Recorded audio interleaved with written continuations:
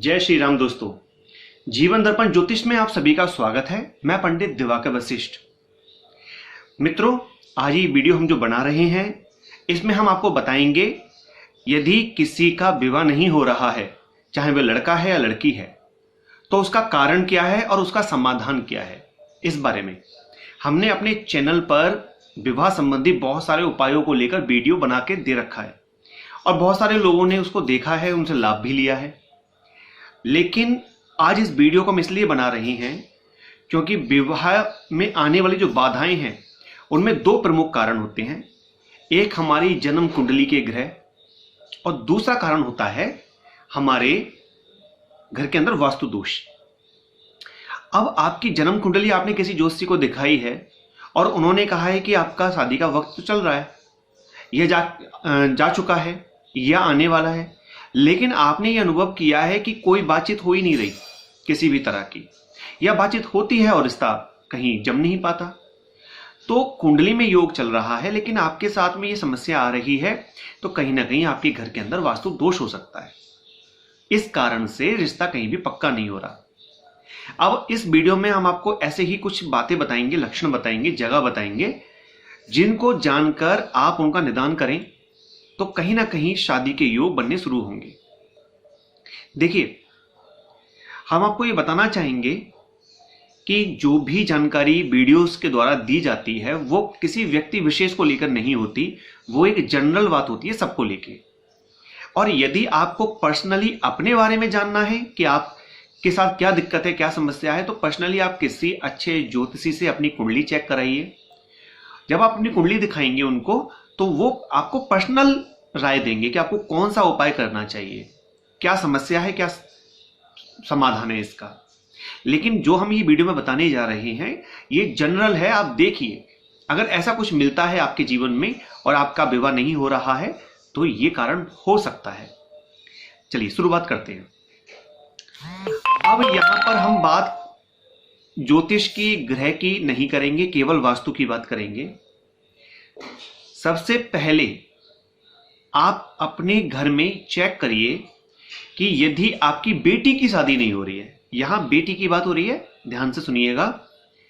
यदि आपकी बेटी की शादी नहीं हो रही है तो आप देखिए क्या आपकी बेटी का जो रूम है वो ईशान कोण में है, यानी कि नॉर्थ ईस्ट में तो आपकी बेटी का रूम नहीं है, वो वहां तो नहीं सोती। या फिर वो कहीं भी जॉब कर रही है या कहीं भी पढ़ रही है तो वहां भी कहीं ऐसी ही हालत तो नहीं है कि वो ईशान कोने के कमरे में सो रही हो या ईशान कोण में सो रही हो। ठीक है ना। अब हम आपको बताना चाहेंगे ईशान कोण होता कौन सा है, क्योंकि बहुत सारे लोगों को तो यही नहीं पता होगा। तो इसको जानने के लिए कंपास से इसको देखा जाता है, लेकिन मोटे मोटे तौर पर, कंपास चलाना हर किसी को नहीं आता, तो मोटे तौर पर सुबह सुबह जो सूर्य उदय होता है, बिल्कुल सुबह जो सूर्य उदय होता है वो दिशा पूर्व दिशा होती है और थोड़ा पूर्व से ईशान की तरफ जाता है सूर्य, तब पूर्व में आके सूर्य का उदय होता है। तो ईशान कोण जानने के लिए जिधर सुबह सूरज निकलता है उस तरफ अपना चेहरा रखिए, घर के बीच में मिडिल में खड़े हो जाइए, घर के बीचों बीच, और आप घर के बीचों बीच खड़े होकर देखिए कि सुबह सूर्य का उदय किस तरफ से हो रहा है। आपके घर के जिस तरफ से सूर्य उदय हो रहा है वो ईस्ट हुआ, यानी पूर्व दिशा हुई, तो उधर आपका फेस है।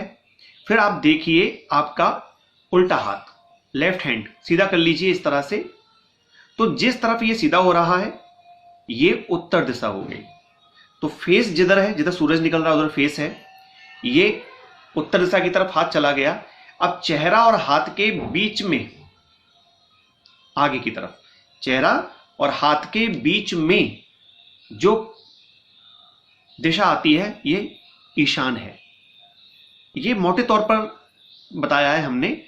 तो पूरब की तरफ आपका चेहरा है, सूरज की तरफ, ये उत्तर दिशा है, और इन दोनों के बीच में, इन दोनों को आधा आधा कर लीजिए, इन दोनों के बीच में जो दिशा आएगी वो ईशान होगी। इस तरफ रूम बना हुआ है और वहां पर अगर आपकी बेटी सोती है तो एक तो आपकी बेटी का विवाह होने में बहुत अड़चनें आएंगी। दूसरा, यदि विवाह हो भी चुका है किसी कन्या का और वो ईशान कोने में सोने वाली कन्या थी, तब भी याद रखिएगा कि उसके वैवाहिक जीवन में परेशानियां आएंगी संतान होने में आ सकती हैं, वैवाहिक जीवन में आ सकती हैं, उस बेटी को कष्ट हो सकता है पारिवारिक अपने ससुराल में। और जिनकी शादी हुई है, यदि उनके घर के अंदर उनको बेडरूम जो मिल गया है वो ईशान का मिल गया है, तो उन्हें छोड़ देना चाहिए, ईशान में नहीं सोना चाहिए। अब बात करते हैं, यदि बेटी वहां सो रही हो तो उस बेटी को वहां से हटाएं और उनको सोने की सलाह दें वायव्य कोण में। अब आप कहेंगे वायव्य कोण कौन सा है?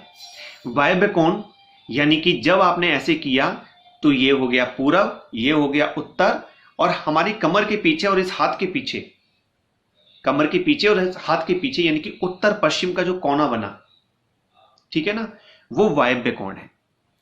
उस दिशा में कोई रूम हो, वहां पर आप अपनी कन्या को सुला दीजिए। आप देखना कितनी जल्दी शादी का योग बनेगा यदि वायव्य में आपने सुला दिया तो। इसके अलावा यदि आपकी कन्या, एक तो ईशान कोण में नहीं सोनी चाहिए, दूसरा नैऋत्य कोण में नहीं सोनी चाहिए। हमारी कमर के पीछे यानी कि हमारा जो फेस है वो सूरज की तरफ है और पीछे का जो हिस्सा हो गया वो पश्चिम की तरफ है, यानी जहां सूरज अस्त होता है, छुपता है शाम को। तो हमारी कमर के पीछे और ये सीधा हाथ, इस सीधे हाथ के और कमर के बीच का जो हिस्सा पहुंचा, यानी कि ये हिस्सा पीछे की तरफ का, ना कि आगे, पीछे, तो पीछे की तरफ का हिस्सा ये नैऋत्य कोण हो गया, साउथ वेस्ट। यदि कन्या साउथ वेस्ट के कमरे में सो रही है तो ऐसी कन्या लड़कों को रिजेक्ट करती रहेगी, वो उसे लड़के पसंद नहीं आएंगे, किसी लड़के में तो कोई कमी, किसी लड़के में कोई कमी दिखाती रहेगी। या फिर लड़का रिजेक्ट कर देगा ये देख करके कि भाई लड़की का जो स्वभाव है वो तो बड़ा तेज है, लड़कों जैसा स्वभाव है।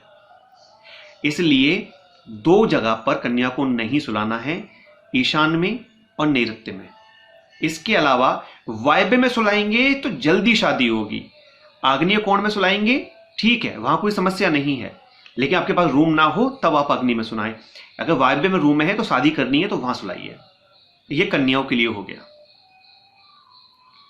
इसके अलावा पूर्व दिशा में कमरा है, दक्षिण में है, पश्चिम में है, उत्तर में है, तब भी याद रखिए कन्या को सुलाना है तो उत्तर में सुला दें या वायव्य में सुला दें शीघ्र शादी के लिए। पूर्व में, दक्षिण में ना सुलाएं, ठीक है। अब आती है बात पुरुषों के लिए, जिन भाइयों की शादी नहीं हो रही है उनके लिए।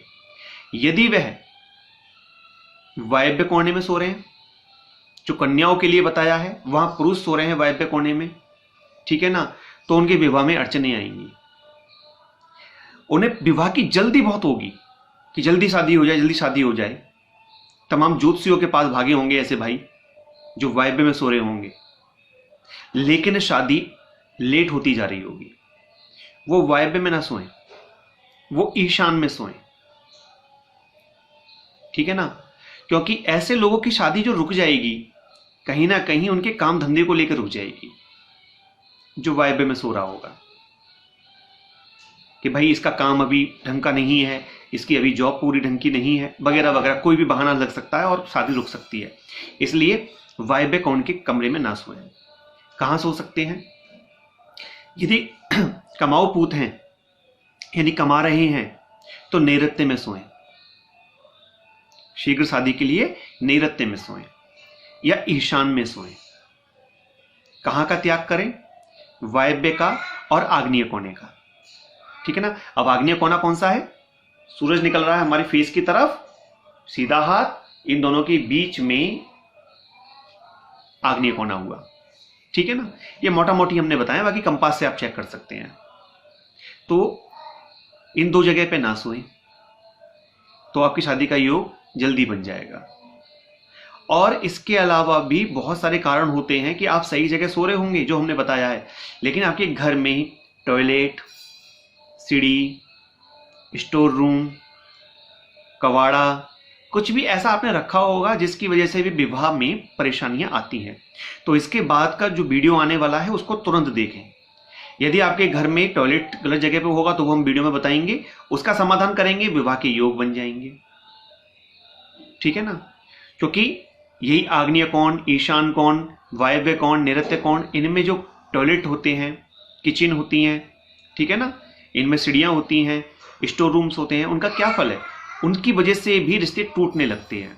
तो वो हम बताएंगे आगे वाली वीडियो में, तो इसके बाद तुरंत देखें। और आप इस बात का ध्यान रखें कि हमारा जो चैनल है उस पर हम वीडियो अपलोड करते ही रहते हैं, तो आप चैनल पर पर्सनली जाएं और चैनल पे जाकर के आप देखें हमारी वीडियो, तब आपको सारी वीडियो मिल जाएंगी। और इसी किसी कारण से अगर आप वीडियो नहीं देख पाते हैं, आपके पास नोटिफिकेशन नहीं पहुंच पाती है, तो आप एक काम करें, आप प्ले स्टोर पे जाके JDJ एस्ट्रोलॉजी ऐप मिल जाएगा आपको। JDJ एस्ट्रोलॉजी के नाम से ऐप मिलेगा, एप्लीकेशन मिलेंगी 2। एक एप्लीकेशन हमारी वेबसाइट की, इसमें आप सामान खरीद सकते हैं कोई भी पूजा पाठ का। दूसरी एप्लीकेशन हमारी यूट्यूब चैनल की है। तो आप उस ऐप को डाउनलोड कर लें और उस ऐप को खोल लिया करें, उसमें सारी वीडियो आपको मिल जाएंगी।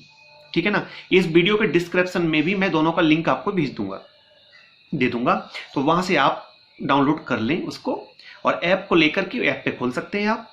यूट्यूब की तरह खुल जाएंगी वीडियो सारी, उसमें देख सकते हैं। बहुत अच्छी अच्छी वीडियो हैं शादी के उपाय को लेकर और चीज़ों को लेकर और उपायों को लेकर। तो इसके बाद की जो वीडियो आने वाली है, जो वीडियो बहुत लंबी हो जाएगी, इसलिए वो हम बताएंगे कि कौन सा वहाँ पर बना हुआ होगा टॉयलेट वगैरह, जिसकी वजह से शादी में परेशानी आ रही होगी, उसका समाधान भी कर लीजिएगा उन उपायों के साथ जो ज्योतिषी के उपाय आप करते हैं। तो वीडियो अच्छी लगी हो तो लाइक कीजिएगा और वीडियो को शेयर कर दीजिएगा, ताकि और लोगों को भी लाभ मिल सके इस चीज का। जल्दी ही मिलते हैं आपसे दूसरी वीडियो में, तब तक के लिए नमस्कार।